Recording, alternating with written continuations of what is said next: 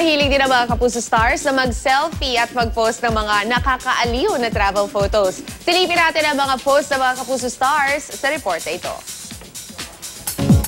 Giliw na giliw ka ba sa mga lugar na napupuntahan mo?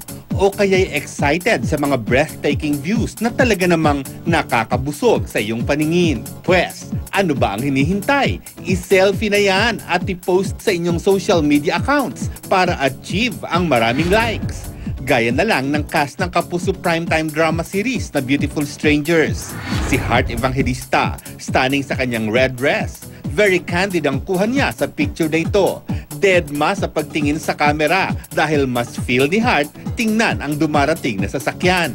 Mistulang glowing in the middle of the street ang formang ito ni Benjamin Alves gamit ang smart balance wheel. Under the umbrella, tiyak mapapakanta ka sa gitna ng kalsada tulad na lang ni Lavi Po habang nakaliyad ang paa. Ang cool!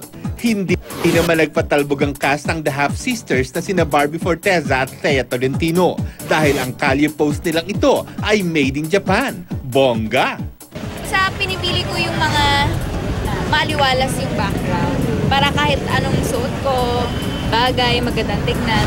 Maging ang new addition sa cast na si Ruru Madrid, nagpaandar din sa kanyang biglang tingin na post sa kalye. Naks, ang pogi ha! Ang kalye serye crossover lovers na sina Alden Richards at Maine Mendoza, may kanya-kanya ring hugot post sa kalye.